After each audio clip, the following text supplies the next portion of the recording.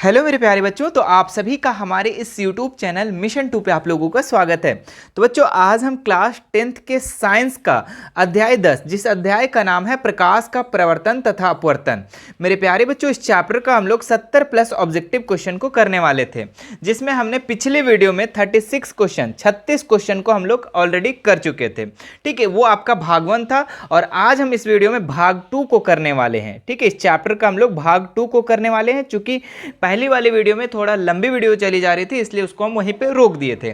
आज हम लोग भाग 2 में जो शेष क्वेश्चन बचा हुआ है 30-35 जो भी बचा होगा उसको आज हम लोग कंप्लीट करेंगे। यदि आप भाग 1 को नहीं देखें मेरे प्यारे बच्चों तो उसे जाकर जरूर देख ले। ठीक है, डिस्क्रिप्शन में मैं लिंक दे दे रहा हूं। ठीक है, चलिए फिर इस वीडियो को शुरू करते हैं और इसके जो शेष क्वेश्चन बचे हुए हैं उसको हम लोग देखते हैं। ठीक है, 36 तक हम लोग कंप्लीट किए थे, आज हम लोग देखेंगे 37। ठीक है, वीडियो स्टार्ट करने से पहले बच्चों, ठीक है, देखने से पहले अगर हमारे चैनल को सब्सक्राइब नहीं किए होंगे तो सब्सक्राइब जरूर कर लेना। ठीक है, चलिए स्टार्ट करते हैं। इसका 37 नंबर जो सवाल है क्या है, दर्पण की चौड़ाई को दर्पण का कहा जाता है। ठीक है, काफी फेमस क्वेश्चन है बच्चों, बहुत बार एग्जाम में आया है। ठीक है, तो दर्पण की चौड़ाई जो होता है उसका दर्पण को क्या कहा जाता है, फोकस, द्वारक, ध्रुव, इनमें से कोई नहीं। ठीक है, तो इसका जो राइट आंसर हो जाएगा ऑप्शन नंबर बी। ठीक है, द्वारक कहा जाता है। क्या कहा जाता है? द्वारक कहा जाता है, याद रखना। ठीक है, 38 नंबर सवाल देखेंगे आप लोग। क्या लिखा हुआ है, निम्न में से किस माध्यम में प्रकाश की चाल अधिकतम है? ठीक है, तो हवा, जल, शीशा, हीरा। ठीक है, तो इसका जो राइट आंसर हो जाएगा आप लोग का हवा। ठीक है, हवा में जो है प्रकाश की चाल सबसे ज्यादा होती है, याद रखना इस चीज को। ठीक है, अगर हम प्रकाश अगर यहाँ से हम डालते हैं, ठीक है, तो हवा में बहुत ज्यादा तेज से चलता है। ठीक है, और वही पानी में देखेंगे तो उसका चाल वहां पे कम होता है। ठीक है, आगे देखो 39 नंबर सवाल। हाँ, चलिए 39 नंबर सवाल, कौन सा लेंस अपसारी लेंस भी कहलाता है? ठीक है, तो अवतल लेंस, उत्तल लेंस, अवतल एवं उत्तल दोनों या इनमें से कोई नहीं। ठीक है, तो इसका जो राइट आंसर हो जाएगा अवतल लेंस। अवतल लेंस को अपसारी लेंस कहा जाता है। ठीक है, और उत्तल लेंस को अभिसारी लेंस भी कहा जाता है मेरे प्यारे बच्चों, तो वो भी आपको याद रख लेना है। ठीक है, चलो आगे बढ़ते हैं हम लोग। 40 नंबर सवाल, किसी गोलीय दर्पण का रैखिक आवर्धन यानी एम क्या होगा यदि प्रतिबिंब का आकार है ना h डैश और वस्तु के आकार h हो तो आवर्धन इज इक्वल टू क्या होगा? ठीक है, तो जब प्रतिबिंब की ऊंचाई h डैश और बिंब की ऊंचाई h है तो आवर्धन इज इक्वल टू होता है मेरे प्यारे बच्चों h डैश बटा h। ठीक है, ये होता है। ठीक है, तो ये आपका ऑप्शन नंबर कहाँ पे है, तो ऑप्शन नंबर ए में है, तो ऑप्शन नंबर ए इसका राइट हो जाएगा। आगे बढ़ते हैं हम लोग। किस दर्पण का उपयोग सामान्यतः वाहनों का पश्च दृश्य देखने के लिए किया जाता है? मतलब कि कौन सा जो दर्पण है बच्चों जो कि पीछे का दृश्य देखने के लिए किया जाता है। जैसे कि आप अगर गाड़ी चलाते हो तो गाड़ी के साइड में एक मिरर लगा होता है जो कि आप पीछे देखते हैं कि कोई गाड़ी आ रहा है का धक्का नहीं ना मार देगा। ठीक है, तो वो कौन सा दर्पण होता है? समतल दर्पण, अवतल दर्पण, उत्तल दर्पण, इनमें से कोई नहीं। ठीक है, तो याद रखना कि ये जो दर्पण है बच्चों आप लोग का उत्तल दर्पण है। कौन सा दर्पण? उत्तल दर्पण। आगे देखते हैं हम लोग, वास्तविक प्रतिबिंब की प्रकृति कैसी होती है? ठीक है, तो वास्तविक प्रतिबिंब की जो प्रकृति होती है बच्चों वो हमेशा उल्टा होती है, याद रखना। ऑप्शन नंबर 20 का बिल्कुल राइट हो जाएगा। और यही सवाल रहता है कि आभासी प्रतिबिंब की प्रकृति कैसी होती है, तो आभासी के साथ सीधा जोड़ना और जब भी वास्तविक रहा तो उल्टा जोड़ना। ठीक है, आगे देखते हैं हम लोग, एक अवतल दर्पण में वस्तु की स्थिति ध्रुव और फोकस के बीच हो तो उसका प्रतिबिंब कैसा बनेगा? ठीक है, तो वास्तविक और बड़ा, वास्तविक और छोटा, काल्पनिक और छोटा, काल्पनिक और बड़ा। ठीक है, तो इसका याद रखना बच्चों आप लोग, ऑप्शन नंबर डी काल्पनिक और बड़ा बनेगा। ठीक है, अगला सवाल देखो, मुख्य अक्ष के समांतर चलने वाली प्रकाश की किरणें अवतल दर्पण से प्रवर्तन के बाद मुख्य अक्ष के एक बिंदु से होकर गुजरती है। इस बिंदु को दर्पण का क्या कहलाता है? वक्रता केंद्र कहते हैं, प्रकाशिक केंद्र कहते हैं, फोकस कहते हैं, इनमें से कोई नहीं। ठीक है, तो इसका जो सही उत्तर हो जाएगा उसको फोकस कहते हैं। ठीक है, जिस बिंदु से होकर गुजरता है ना उसको हम लोग फोकस कहते हैं, इस चीज को आप याद रखना। किसी वस्तु की छाया तभी बन सकती है जब प्रकाश की किरण गमन करेगी। कैसी गमन करेगी? सीधी रेखा में, टेढ़ी रेखा में, किसी भी दिशा में, इनमें से कोई नहीं। ठीक है, तो जब प्रकाश की किरण सीधी रेखा में गमन करेगी बच्चों तब किसी भी वस्तु की छाया बनती है। ठीक है, तो ऑप्शन नंबर इसका ए राइट हो जाएगा। ठीक है, आगे बढ़ते हैं हम लोग।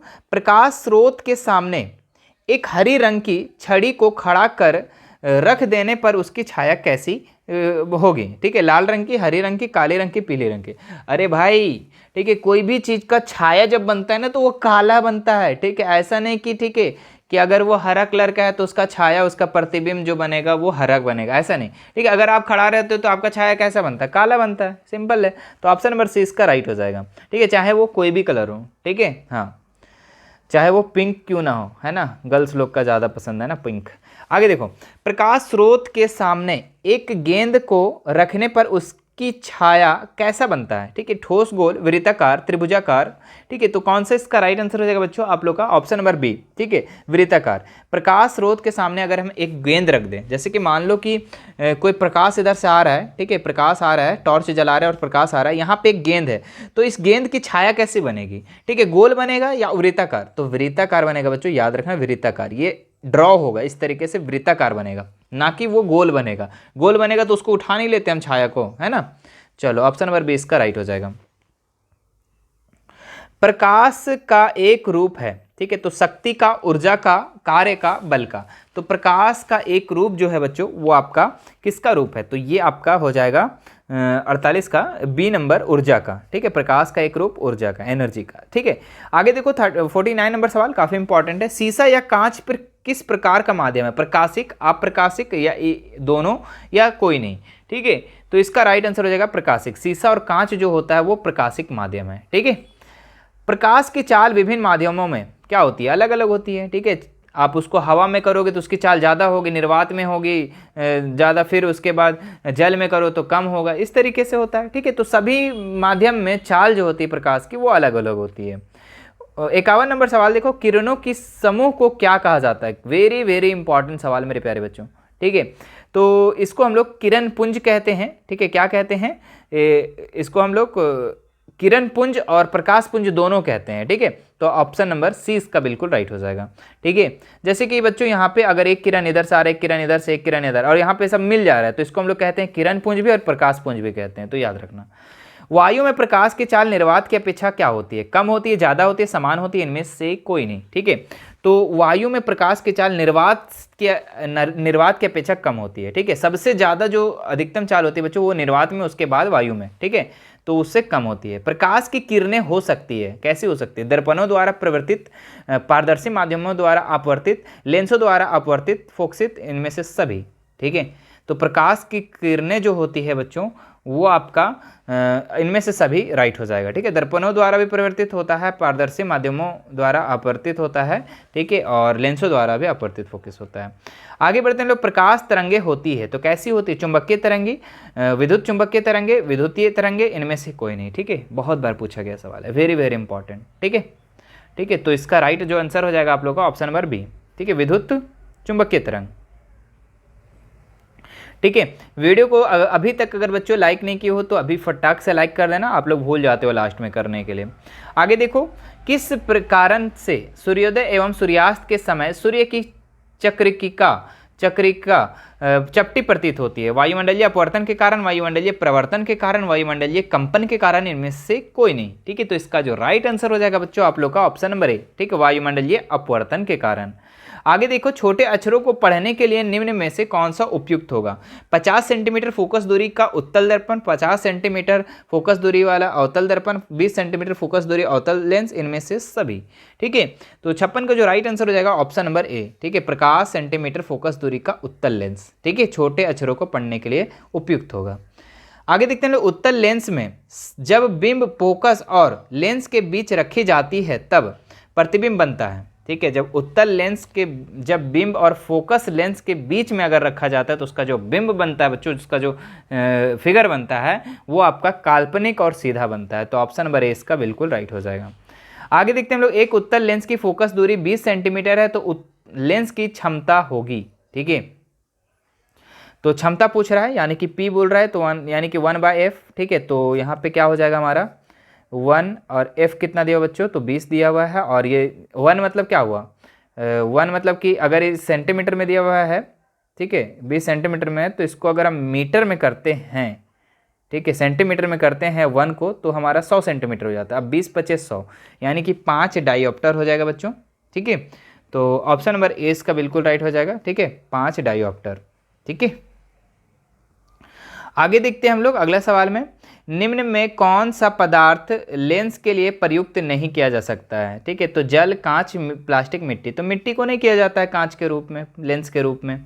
2D क्षमता वाले लेंस की फोकस दूरी कितनी होगी। ठीक है, तो 2D, 2 डायोप्टर वाले, है ना, 2 डायोप्टर वाले लेंस की फोकस दूरी जो होगी बच्चों, वो आपका ऑप्शन नंबर डी, ठीक है, -20 होगा। ठीक है, याद रखना -20। ठीक है, ऊपर वाले वीडियो में हम इसको सॉल्व भी करा दिए थे। ठीक है, तो पहले वीडियो को ज़रूर जाकर देख लेना। हाँ, निम्न में से किस लेंस की फोकस दूरी धनात्मक होती है। ठीक है, तो उत्तल लेंस की जो फोकस दूरी होती है बच्चों, वो धनात्मक होती है, याद रखना इस चीज़ को। ठीक है, उत्तल लेंस की जो भी फोकस दूरी होती है वो धनात्मक होती है, और अवतल लेंस का माइनस होता है और ये प्लस होता है। दोनों को बढ़िया से नोट कर लेंगे। ठीक है, दिक्कत नहीं होना चाहिए। आगे देखते हैं हम लोग, किसी अवतल लेंस के लिए फोकस दूरी होती है ऋणात्मक, धनात्मक, ए और बी दोनों, इनमें से कोई नहीं। ठीक है, तो अवतल लेंस अभी हमने जस्ट बताया कैसा होता है, तो माइनस ऋणात्मक में होता है। ऑप्शन नंबर ए इसका बिल्कुल राइट हो जाएगा। आगे बढ़ते हैं हम लोग, लेंसों में मुख्य फोकस की संख्या कितनी होती है। तो 2, 1, 3, इनमें से कोई नहीं। ठीक है, तो इसका राइट आंसर हो जाएगा 2। ठीक है, लेंसों के मुख्य फोकस की संख्या 2 होती है। किसी एफ फोकस दूरी के लेंस की क्षमता P है। ठीक है, तो यहाँ पे क्या होगा, लेंस की क्षमता P होती है, एफ दूरी के लेंस की क्षमता P होती है, तो इसमें कौन सा राइट आंसर हो जाएगा, तो ऑप्शन नंबर ए इसका राइट हो जाएगा 1/f। ठीक है, यानी कि P बराबर पूछ रहा है, तो क्या हम लोग अभी जस्ट हमने फॉर्मूला लिखा था 1/f। आगे देखो, एक लेंस की क्षमता -5 डायोप्टर हो तो फोकस दूरी कितनी होगी। ठीक है, तो मतलब कि यहाँ पे क्षमता दे दिया है, मतलब कि -5 जो है P दे दिया है और 1/f निकालना है, तो f को इधर ले आओ और -5 को उधर ले चलो। ठीक है, तो क्या हो जाएगा, f बराबर 1/-5, यही ना होगा जी। और यहाँ पे अगर मीटर में है, इसको सेंटीमीटर में चेक करेंगे तो 100 और 20 × 100, यानी कि -20 इसका राइट आंसर हो जाएगा। कहाँ पे है -20, तो ऑप्शन नंबर बी में। ठीक है, और यही चीज़ अगर प्लस में डायोप्टर होता तो इसका +20 होता, इस चीज़ का ध्यान रखना। ठीक है, हाँ, आगे देखो, जब प्रकाश की किरणें सघन माध्यम से विरल माध्यम में गमन करती है तो उसकी चाल बढ़ जाती है, अतः किरण अभिलंब क्या होता है, की ओर झुक जाता है, से दूर हट जाता है, से 45 डिग्री पर कोण बनता है, के समांतर हो जाता है। ठीक है, तो इसका राइट आंसर हो जाएगा कि से दूर हट जाता है। ठीक है, किरण के अभिलंब से क्या हो जाता है, दूर हट जाता है। प्रतिबिंब की ऊंचाई और वस्तु की ऊंचाई के अनुपात को कहते हैं। ठीक है, तो इसको आवर्धन कहते हैं बच्चों। आवर्धन का फॉर्मूला होता है m बराबर h'/h। ठीक है, प्रतिबिंब की ऊंचाई बटा बिंब की ऊंचाई। आगे देखो, कांच या पानी में प्रकाश का वेग क्या होता है, बढ़ जाता है, घट जाता है, कोई परिवर्तन नहीं होता है, सभी कथन ठीक है। ठीक है, तो इसका राइट आंसर हो जाएगा घट जाता है। हमने बोला कि अगर निर्वात में रहा और वायु में रहा तो उसमें प्रकाश की चाल ठीक चलती है, मतलब तेज चलती है, लेकिन कोई माध्यम जैसे आ जाए, जैसे कि आपका ये पानी आ जाए, कांच आ जाए, तो वहाँ पे घट जाता है ना, याद रखना। उत्तल लेंस को कहते हैं, तो इसको अभी अवतल लेंस के बारे में बताए थे, उत्तल लेंस को क्या कहते हैं, अभिसारी लेंस कहते हैं। देखो, 2 ऑप्शन हम बता दे रहे, अभिसारी लेंस कहते हैं या अपसारी लेंस कहते हैं, ये आप कमेंट करके बता दो मेरे प्यारे बच्चों। ठीक है, कमेंट करके बता दो। ठीक है, ऊपर में हमने बताया था, जस्ट देखते हैं किसका पावर ठीक है। ठीक है, हाँ, याद करने की शक्ति किसकी ठीक है। ठीक है, वो आप हमें कमेंट कर दो। आगे देखो, जब प्रकाश की किरण हवा से कांच में जाती है, ठीक है, तो वह मुड़ जाती है, किधर मुड़ जाती है, अभिलंब के समांतर, अभिलंब की से दूर, अभिलंब की ओर, इनमें से कोई नहीं। ठीक है, तो इसका राइट आंसर हो जाएगा अभिलंब से दूर। आगे बढ़ते हैं हम लोग, शायद ये लास्ट सवाल है हमारा यहाँ का। ठीक है, इस चैप्टर का लास्ट सवाल है, निम्न में से किस माध्यम का अपवर्तनांक अधिकतम है। ठीक है, तो हवा, जल, शीशा, हीरा। ठीक है, तो हीरा का सबसे ज़्यादा अपवर्तनांक है बच्चों।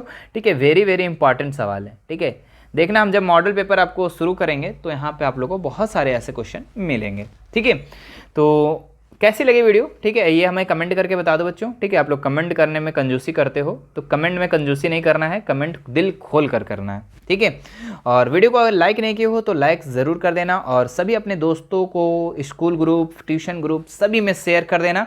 ठीक है, और अपना तैयारी को बहुत बेहतर बनाना है बच्चों। ठीक है, तो सभी लोगों को शेयर कर देना। ठीक है, अपना भी भला होगा, दूसरों का भी भला होगा और हमारा भी भला होगा। ठीक है, चलिए फिर बाकी कोई भी दिक्कत होती है तो हमारे इंस्टाग्राम, टेलीग्राम, व्हाट्सअप का लिंक जो है नीचे दिया हुआ है डिस्क्रिप्शन में, तीनों का लिंक है, ठीक है। आपको जिससे जुड़ना है, तीनों से जुड़ना है तो तीनों से आप जुड़ सकते हैं, क्योंकि टेलीग्राम में बहुत सारे ऐसे पीडीएफ को दिया जाता है, ठीक है, और इंस्टाग्राम में बहुत सारी इन्फॉर्मेशन और व्हाट्सएप पे भी आपको इन्फॉर्मेशन मिल जाएगा, ठीक है। तो तीनों से जुड़ जाएं, ठीक है। और मेरे प्यारे बच्चों, अगर इस पीडीएफ को अगर आप डाउनलोड करना चाहते हो, ठीक है, पीडीएफ को अगर आप डाउनलोड करना चाहते हो तो इसका लिंक मैं डिस्क्रिप्शन में डाल दे रहा हूँ, वहाँ से आप डाउनलोड कर सकते हो, ठीक है। चलिए मिलते हैं नेक्स्ट वीडियो में। Thank you so much.